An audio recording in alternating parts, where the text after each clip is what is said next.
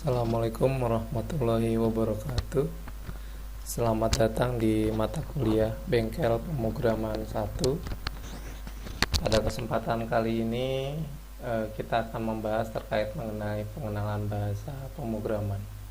Sebelumnya saya akan memberikan overview terkait mengenai bengkel pemrograman 1 ini. Jadi kurang lebih pertemuan kita akan berjalan selama 14 minggu. Nanti saya akan dibantu dengan teman-teman asisten untuk pengajar mata kuliah ini. Nanti akan dibantu dengan 2 orang dosen. Oh iya, sebelumnya perkenalkan, nama saya Muhammad Iqbal, kode dosen saya MIQ atau MIQ. Saya sendiri bergelut pada bidang security, networking, dan juga multimedia. Jadi kita nanti akan belajar bersama terkait mengenai apa itu bahasa pemrograman.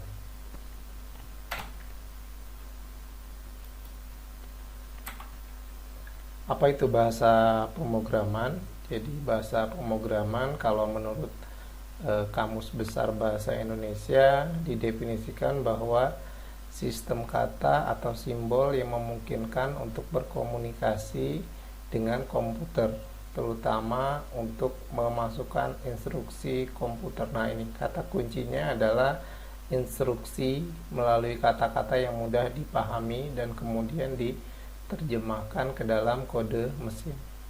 Jadi timbul pertanyaan, jadi dari mana kita mulai belajar bahasa pemrograman? Seperti kita ketahui, manusia saling mengerti satu dengan yang lain dengan menggunakan bahasa. Ada bahasa Indonesia, ada bahasa Inggris, ada bahasa Arab, dan lain sebagainya. Agar saling mengerti, maka kita harus mengerti juga terkait mengenai struktur bahasa. Seperti contohnya, saya makan mie ayam di kampus, gitu ya. Jadi saya itu menunjukkan subjek, makan itu predikat, mie ayam itu adalah objek, di kampus itu adalah keterangan. Jadi untuk saling mengerti struktur harus sama, objeknya juga harus saling mengerti. Sementara bahasa pemrograman merupakan struktur antara komunikasi manusia dengan komputer. Nah, biasanya dengan menggunakan script. Jadi struktur pemrograman kita kenal dengan proses input output. Jadi kita sebagai manusia memberikan inputnya, nanti komputer akan mengeluarkan sebuah output. Jadi di tengah-tengahnya biasanya ada suatu proses yang terjadi seperti itu. Sementara ketika kita meringkas dari kamus besar bahasa Indonesia, ada definisi lain terkait mengenai bahasa pemrograman.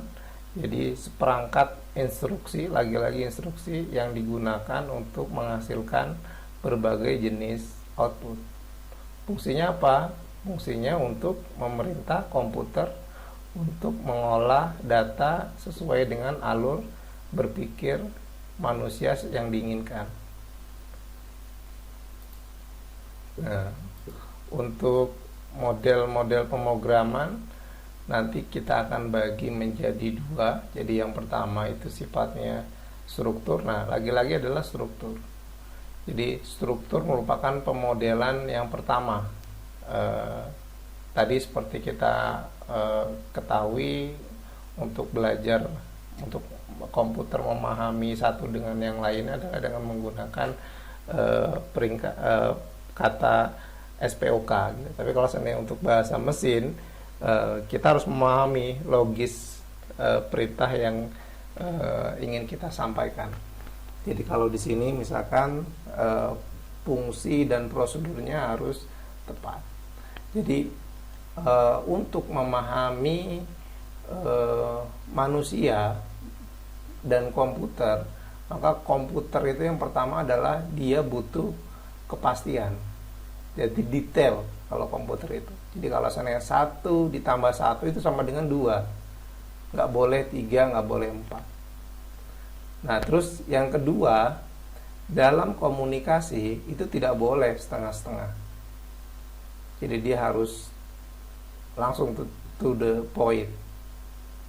Yang ketiga, konsisten dan mengikuti aturan yang berlaku. Dan yang terakhir adalah sederhana.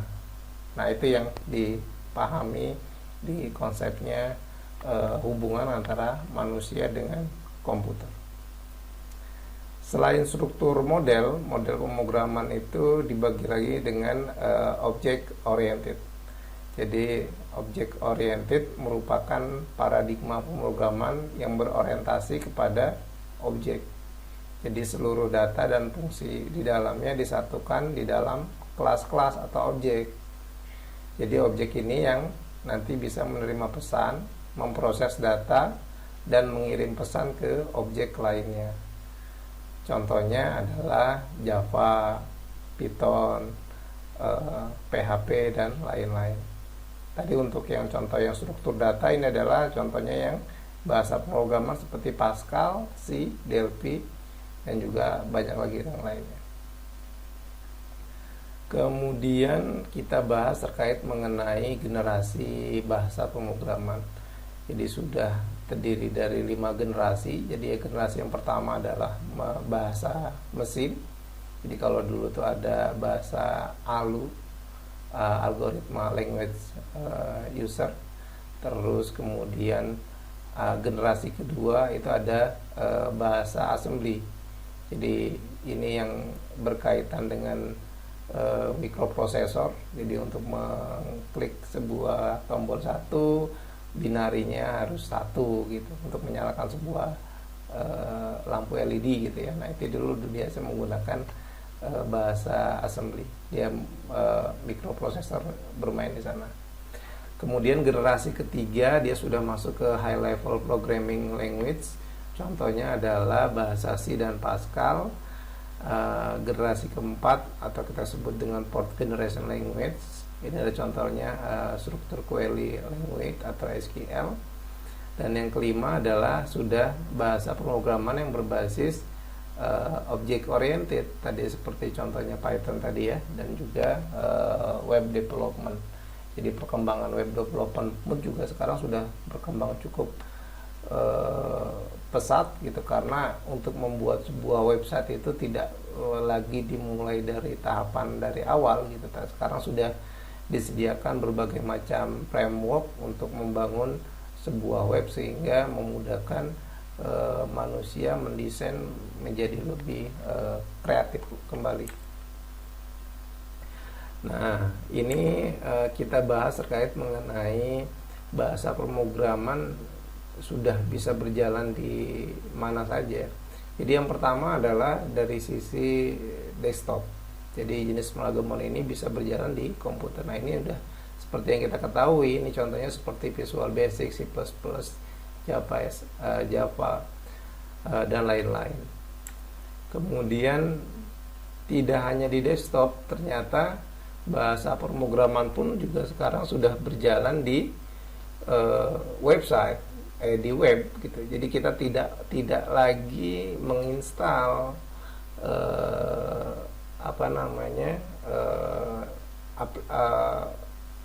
bahasa pemrograman tersebut. Jadi sudah sangat dimanjakan kita. Jadi karena kita nggak perlu terlalu banyak aplikasi di komputer kita, ternyata website menyediakan. Jadi seperti PHP, seperti C, itu semuanya sudah by online. Dan yang terakhir adalah bahasa pemrograman sudah berjalan di perangkat-perangkat mobile seperti smartphone kita. Nah, ini ada yang saya garis warna merah.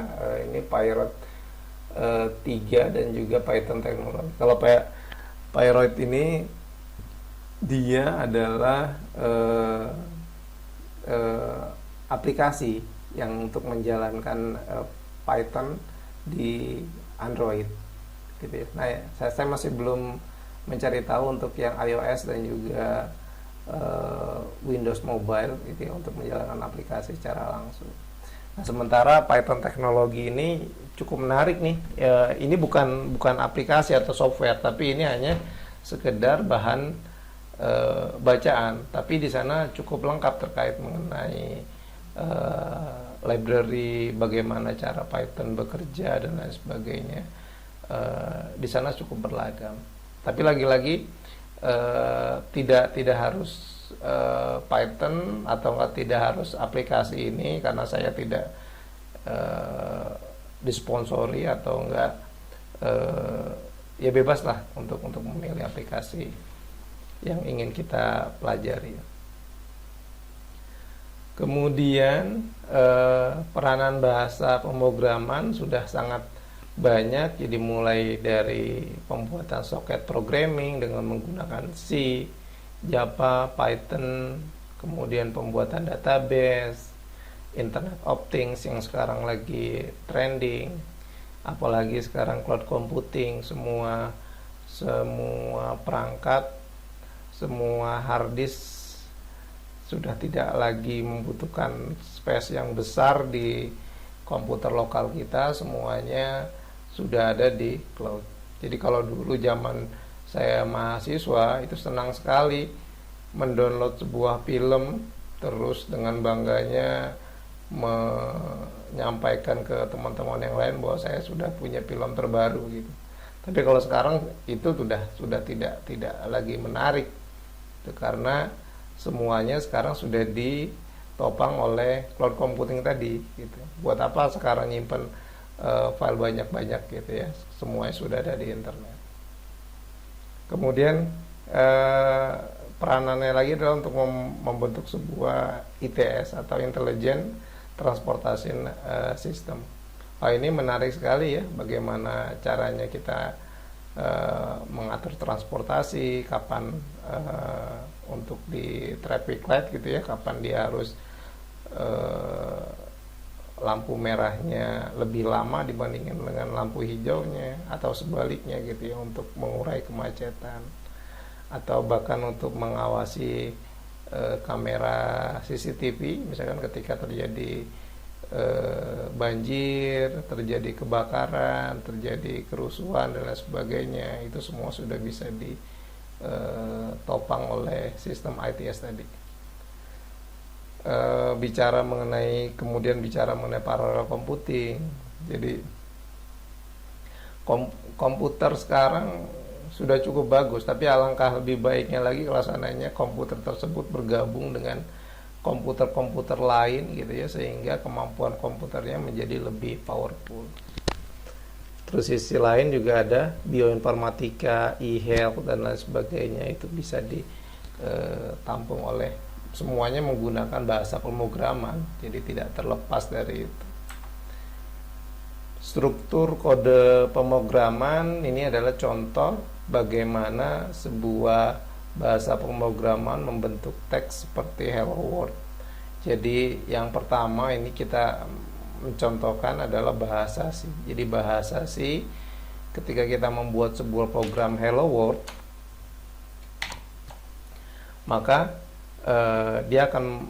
kita akan memasukkan perintah, misalkan include stdio.h, terus ada integer main, void, printf, hello world, return 0.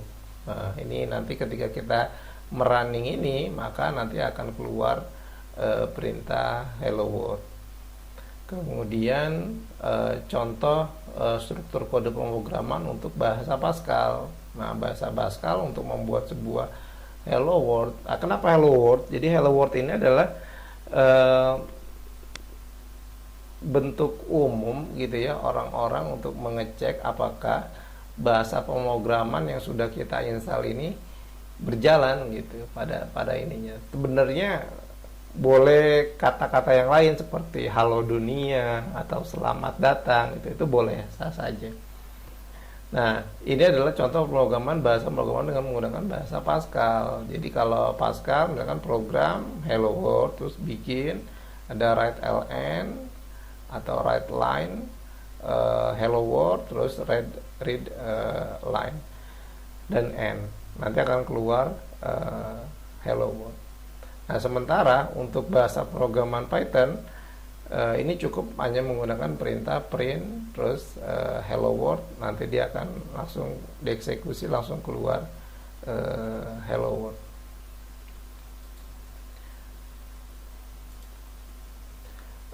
Contoh-contoh bahasa pemrograman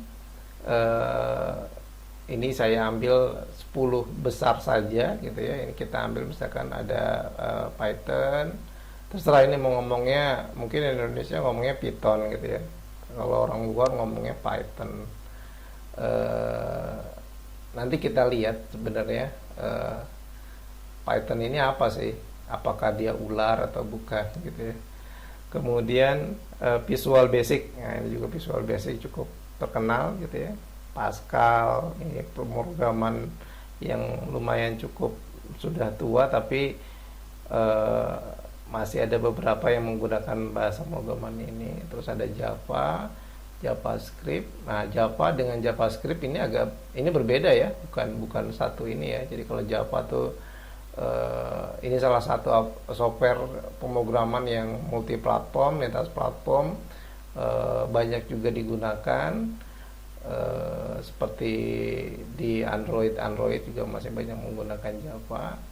Kemudian JavaScript, nah JavaScript ini adalah lebih ke arah pengembangan sebuah website. Ini banyak sekali ini framework dengan menggunakan JavaScript. Jadi bahkan penggunaan software JavaScript ini juga cukup ya, salah satu 3 besar lah di dunia.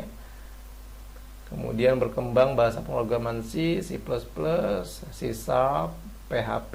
Ini kita membuat sebuah web juga. Terus ada DLP dan masih banyak lagi. Ada ratusan bahasa pemrograman. Nah, sebelum itu kita nanti akan mengenal bahasa pemrograman Python ya. Jadi apa itu Python? Nah, saya kasih lihat dulu coba contoh websitenya. Nah, ini contoh website. Jadi nanti teman-teman tinggal download saja aplikasinya. Nah, sekarang tipenya adalah di serinya adalah 3.8.5. Nah, Python juga lintas platform, bisa Windows, bisa Linux juga, dan bisa Mac. Jadi semuanya bisa di install di sana. Oke.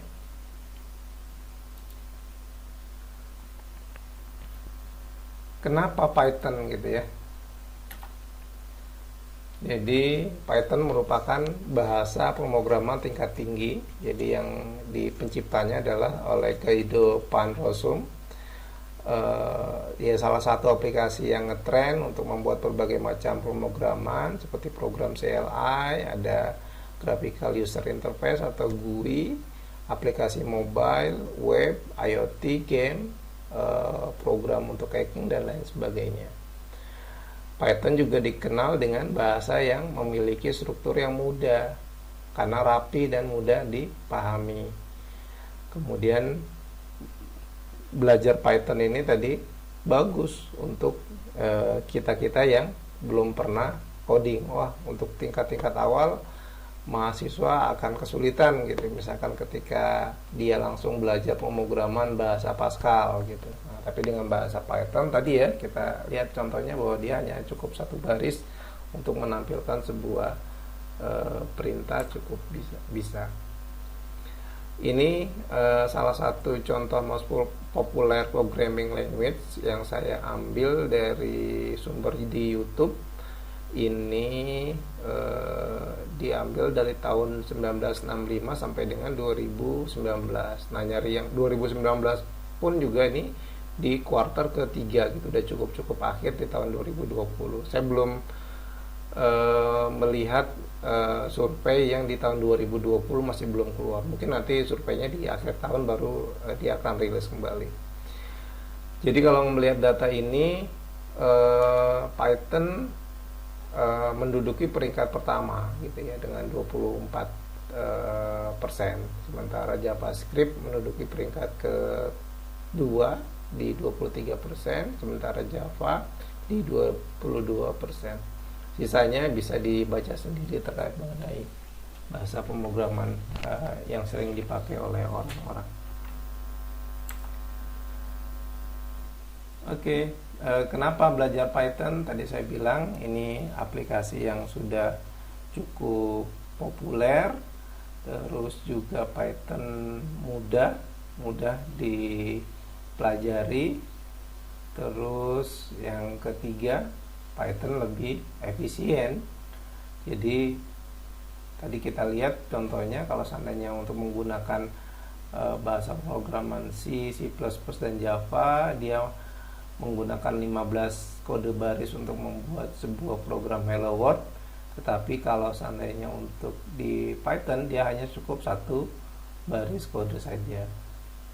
Kemudian Python merupakan bahasa yang bersifat multifungsi. Jadi mulai dari memproses sebuah teks mampu gitu ya, membuat sebuah website juga sudah ada frameworknya. Nanti kita pelajari sedikit terkait mengenai Django, Flash gitu ya, dan lain sebagainya banyak. Terus mampu membuat program jaringan, robotika, data mining. Nah, ini data mining nih. Jadi Python keunggulannya salah satunya adalah dia bersifat science gitu. Jadi untuk menganalisa data-data yang ada di internet, Python dapat dengan mudah melakukan parsing terhadap data tersebut. Kemudian keuntungan lainnya adalah dukungan library gitu, karena sifatnya open source. Banyak orang-orang yang mendedikasikan dirinya untuk membuat sebuah standar, kemudian standar-standar tersebut dipakai oleh orang banyak lagi dan dikembangkan menjadi lebih baik lagi. Nah, ini yang dukungan library yang sangat baik. Dan yang keenam adalah Python bisa berinteraksi dengan bahasa lain. Nah, ini yang lintas platform. Ini yang penting gitu ya. Jadi jangan sampai bahasa pemrograman hanya mampu berdiri sendiri gitu ya, atau independen. Tidak bisa dengan bahasa yang lain. Nah, ini contoh meme gitu ya, bagaimana menggunakan C++ gitu ya cara ininya. Terus ada Java dan juga ada Python. Jadi kalau melihat dari sini, maka yang paling sederhana adalah Python. Tapi satu yang perlu kita catat juga, memang tidak selalu Python selalu lebih unggul gitu ya. Nanti kalau mau, masing-masing bahasa pemrograman memiliki kelebihan dan kekurangan masing-masing gitu. Jadi misalkan Java itu bagus untuk apa, C#, C++, atau bahasa C juga bagus untuk apa gitu. Karena sebenarnya bahasa Python itu pun juga basicnya adalah bahasa C. Nah, untuk sejarah tadi kita udah sentuh dikit bahwa Python diciptakan oleh Guido van Rossum. Jadi ini masih hidup orangnya gitu ya. Dedikasinya terhadap bahasa pemrograman ini sangat luar biasa gitu, karena sifatnya open source, semua orang dapat berkontribusi. Kemudian di tahun 1995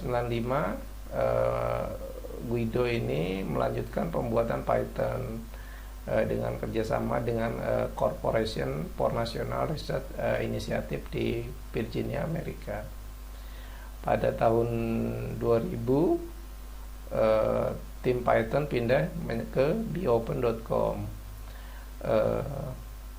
Ya, dia mulai bermetamorfosis lah, kemudian sampai akhirnya Python rilis bersifat open source. Jadi dalam sejarahnya ini dia menggunakan lisensi GFL kompatibel.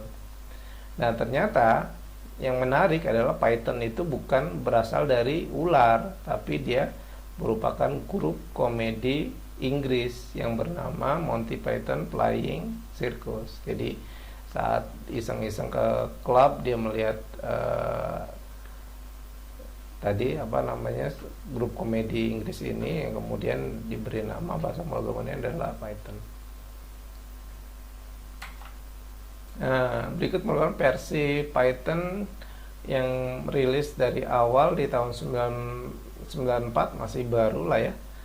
1.0, 1.5 di 98, 1.6 di 2000, dan sampai seterusnya Juni 2018 3.8. Sekarang di 2020 sudah di 3.8. Tadi kita lihat ya bahwa pengembangan versi dari Python itu sendiri. Sementara ini merupakan library Python. Nah, ini sangat banyak sekali karena banyak orang-orang yang berkontribusi untuk memajukan aplikasi ini, gitu ya. Misalkan seperti NumPy. NumPy ini mempunyai singkatan numeric Python. Artinya apa? Library ini kalau hanya misalkan untuk perintah sederhana 1 ditambah 1 sama dengan 2, mungkin numeric Py tidak terlalu dibutuhkan karena itu masih terlalu sederhana. Tapi kalau misalnya untuk yang lebih detail, bagaimana caranya mendapatkan sebuah informasi nilai cosinus, nilai sinus, tangen, integral, dan lain sebagainya, kita butuh NumPy ini gitu. Nah, terus ada mat juga, ada matplotlib. Nah, ini matplotlib juga menarik gitu ya, karena kesederhanaan bahasa MATLAB. Kalau teman-teman udah tahu MATLAB itu seperti apa, maka diintegrasikan di Python ini untuk mengolah data yang nanti sifatnya keilmuan gitu ya, memparsing data, kemudian data tersebut diolah. Ya, nanti ujung-ujungnya akan beralih kepada konsepnya artificial intelligence terhadap penggunaan data. Sebagai contoh misalkan Twitter gitu ya. Kalau Twitter itu kan waktu di zaman-zamannya kampanye itu, para pakar berhasil mendefinisikan siapa sih yang paling banyak mendukung pendukung nomor 1, pendukung nomor 2 gitu ya. Itu bisa dilihat dari berapa banyak jumlah cuitan yang ada di situ. Kemudian ya tadi dengan menggunakan aplikasi Python ini di parsing aja. Oh, pendukung nomor 1 ada 55% gitu ya, pendukung nomor 2 45% gitu. Bahkan ya ini jika itu terindeks ke Google, mungkin Google sudah tahu karena sudah mempelajari karakteristik dari masyarakat Indonesia gitu ya. 1 bulan sebelum pemilihan atau electionnya, Google sudah tahu siapa pemenangnya gitu ya. Itu yang menarik ya ketika belajar mengenai data science untuk dengan menggunakan Python dan lain sebagainya. Ini masih banyak sekali modul-modulnya atau package yang bisa kita pergunakan. Untuk Python aplikasi tadi saya sudah singgung, bisa dipartisi seperti ini, misalkan seperti web development, nanti menggunakan framework Django, terus menggunakan jika ingin menggunakan GUI development, menggunakan library Kivy, software development menggunakan science application menggunakan SciPy, dan lain sebagainya. Ternyata Python program gitu ya, ini untuk membuat sebuah game pun juga sebenarnya sudah ada template-nya, tinggal kita saja yang mengatur algoritmanya. Misalkan kapan nih sebuah tikus masuk ke dalam sebuah makanan dianggap sukses gitu misalkan. Nah itu yang kita tinggal atur aja gitu. Apakah tikusnya bisa banyak ketika atau cuma satu, atau malah anjing menjaganya nih yang yang lebih cerdas gitu. Nah itu yang kita bisa atur di Python for Games. Bahkan kalau kita lihat aplikasi-aplikasi seperti Mario Bros, seperti Angry Bird, Flappy Bird, Minecraft, ini dibuat basisnya menggunakan Python tadi. Tidak hanya games gitu ya, untuk membuat sebuah tampilan aplikasi berbasis desktop pun juga ini dapat dengan mudah. Kalau tadi kita membuat sebuah perintah sederhana dengan menggunakan print, kemudian hello world akan keluar hello world, maka dengan menggunakan library Tkinter ini adalah dia dapat mampu menghasilkan tampilan sederhana, misalkan ini hello world. Nanti banyak kita nanti coba latihan menggunakan desktop, tampilan mana saja yang kita cocok menurut pribadi kita. Tidak hanya for games, ternyata Python pun juga support untuk microcontroller. Ya, jadi di microcontroller kita dapat mengontrol semua perangkat-perangkat yang ada di lab, yang ada di rumah gitu. Kalau udah ada di rumah biasanya nanti istilahnya yaitu Internet of Things gitu ya, semua hal-hal bisa di remote di internet gitu. Bahkan misalkan CCTV aja rumah saya sudah bisa diakses dari mana saja gitu. Jadi saya bisa tahu nih di rumah saya ada kejadian apa gitu ya, si kecil nangis atau tidak gitu. Nah itu salah satu contoh sederhana. Ya kedepannya mungkin bukan tidak mungkin lah, tidak gampang lah untuk mengakses, misalkan lampu harus sudah dimatikan, kulkas sudah kosong kapan harus belanja, atau enggak memesan secara otomatis dari swalayan sehingga datang ke rumah dan lain sebagainya ya. Untuk ini bisa kita create. Python for Health untuk kesehatan juga sama pentingnya. Gambar di sini adalah gambar untuk menganalisa apakah seorang pasien itu terindikasi mempunyai penyakit kanker atau tidak gitu, atau apakah dia punya penyakit TBC atau tidak, apakah ada, ya semuanya dipelajari di ekstraksi image.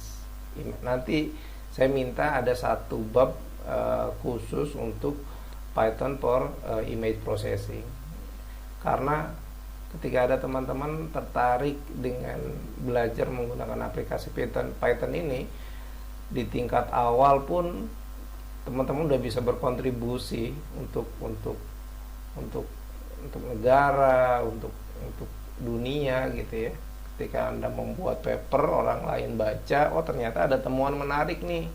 Misalkan Anda mengekstraksi sebuah daun, terus daun itu ternyata memiliki pola yang berbeda daripada yang lain. Misalkan Anda temukan saja daun tersebut memiliki lipatan jari yang aneh gitu. Nah itu mungkin nanti bisa dipatenkan. Walaupun itu sederhana ya disampaikan penelitian tersebut. Terus ini Python untuk pengembangan web. Jadi tadi saya sudah bilang banyak sekali contohnya. Ini ada Flash, ada sebuah micro framework yang mempermudah kita untuk mempelajari. Jadi untuk membuat web sebenarnya nanti tampilannya sudah ada, kita tinggal memasukkan. Kita mau ngasih tombol submit itu apakah submit, apakah enter, apakah tekan di sini gitu ya. Itu tinggal diganti nama-namanya saja. Nah, yang terkenal di Python tuh untuk web itu adalah Django. Ini banyak orang-orang yang membuat sebuah web dengan menggunakan Django dan lain sebagainya. Banyak, ada Web2Py, ada Pyramid, Dash, dan lain sebagainya. Jadi siapa pengguna Python? Oh, ternyata pengguna Python sudah cukup banyak. Jadi mulai dari Google, kemudian YouTube gitu ya, Facebook, Instagram, dan lain sebagainya sudah mulai beralih ke Python untuk bahasa pemrogramannya. Memilih bahasa pemrograman yang tepat. Ini kita contoh gitu ya, bagaimana caranya membuat aplikasi di iPhone dengan menggunakan software Swift, Python support, bagaimana membuat aplikasi Android, ada Java, ada Kotlin, ada Python juga. Ya ini seolah-olah memang Python yang paling banyak berperan gitu ya untuk saat ini. Tapi memang tadi saya bilang ya, setiap aplikasi, setiap software, setiap bahasa pemrograman memiliki kelebihan dan kekurangan masing-masing. Jadi nanti teman-teman cari tahu sendiri aja. Jadi kalau untuk tadi, walaupun Python support untuk pembuatan web, mungkin kita akan lebih familiar untuk membuat web itu dengan menggunakan JavaScript. Ya, jadi dapat ya sekarang bahasa pemrograman pasti kita lihatlah di sana banyak menggunakan JavaScript. Ini saya ambil dari situsnya ini, carleo.com, start coding. Teman-teman bisa lihat bagaimana caranya untuk mempelajari sebuah bahasa pemrograman. Jadi untuk mendapatkan sebuah pekerjaan untuk anak-anak, untuk just for fun dan lain sebagainya. Ini nanti diidentifikasi nih, bahasa pemrogramannya ada Python, ada JavaScript, Java dan lain sebagainya. Ini nanti dikembangkan di sana. Tapi sebagai ilustrasi untuk mengembangkan sebuah film Lord of the Ring gitu ya, yang paling tinggi di sini memang bahasa Python yang digunakan. Kemudian ada Java, ada C, ada C++, JavaScript dan lain sebagainya. Nah, ini tips memilih bahasa pemrograman yang benar. Ini saya ambil dari sumber dari YouTube. Yang pertama adalah tentukan tujuan belajar. Jadi memang harus sudah punya nih kenapa kita harus belajar bahasa pemrograman ini. Terus siapkan mental, karena ya memang ada istilah coding is fun, tapi memang coding itu juga susah, tapi menghasilkan, rewarding. Dan terus yang ketiga adalah pilih bahasa pemrograman. Jadi sebaiknya pilih salah satu saja gitu ya, apakah mau C, apakah Pascal, Python gitu ya, dan kuasai secara penuh. Terus mencari sumber belajar. Nah, sekarang sudah sangat beruntung, belajar itu tidak lagi dulu mungkin belajar bahasa pemrograman harus mahasiswa atau yang sudah perguruan tinggi maksud saya, tapi sekarang sumber belajar bisa belajar dari mana saja. Jadi teman-teman yang lulusan SMA pun sudah bisa belajar nih bahasa pemrograman. Ilmunya sudah berlimpah di internet dengan sangat banyak gitu ya, dokumentasi mereka juga sudah sangat baik. Kemudian buat sesuatu dari hasil belajar. Nah, ini juga penting. Jadi jangan sekedar hanya belajar bagaimana mencari tahu, bagaimana looping itu seperti apa, pengulangan itu seperti apa, tapi harus membuat hasil. Seperti bagaimana caranya kita membuat kalkulator misalkan, bagaimana kita membuat sebuah website dinamis dan lain sebagainya. Kemudian coba belajar membaca dokumen teknis. Nah, ini penting juga nih. Jadi logika A sama dengan B, B sama dengan C, apakah A sama dengan C? Nah, itu juga harus dipelajari. Nah, itu harus belajar dokumen teknis. Memang pasti dokumen teknis ini sifatnya bahasa Inggris, tapi jangan jenuh, biar gampang untuk memahami bahasa pemrograman ke depannya. Terus belajar menghadapi error. Oh iya, pasti kalau belum mendapatkan error belum menjadi seorang programmer, karena nanti tahapan belajar itu eh, dimulai dari error itu sendiri gitu. Jadi kita bisa tahu ini kenapa error itu terjadi. Terus cari teman seperjuangan biar saling sharing sudah sampai mana capaiannya, atau kita bagi tugasnya gitu. Ketika membuat sebuah website, saya mau mengerjakan form login, teman yang satunya lagi saya mau mengerjakan form tampilan. Nah, itu yang dibagi-bagi misalkan. Dan lagi adalah bergabung dengan komunitas. Ini juga penting. Kenapa penting? Karena ilmu yang didapat dari guru, dari dosen itu biasanya tidak cukup waktunya gitu. Bergabung dengan komunitas itu menjadi pilihan yang sangat pilihan terbaik lah untuk saling sharing berbagai pengetahuan. Dan yang terakhir adalah kembalikan ilmu yang sudah didapatkan. Ini yang penting gitu ya. Jadi kalau seandainya ada orang yang bertanya di forum, itu sebaiknya walaupun pertanyaan itu mudah, kita jawab gitu ya. Karena biasanya kalau kita menjawab ilmu itu tidak lupanya menjadi sangat sulit gitu ya.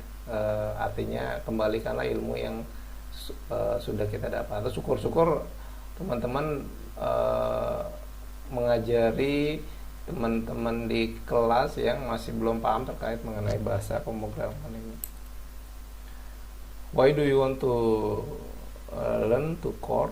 Misalkan saya ingin menjadi seorang profesional, saya ingin mendirikan sebuah startup hanya untuk something fun, hanya untuk senang-senang, atau saya ingin mempunyai skill tambahan. Nah, berikut merupakan outline bengkel pemrograman 1. Jadi mulai dari pengenalan bahasa pemrograman, algoritma pemrograman, terus yang ketiga adalah cara instalasinya, nanti akan diajarkan oleh asisten. Terus ada tipe data, mulai dari jenis string, number, boolean, dan lain sebagainya, tipe operator, kondisi dan pengulangan. Nah, ini dari poin 3, 4, 5, 6 ini merupakan dasar-dasar nih, dasar-dasar dari sebuah bahasa pemrograman.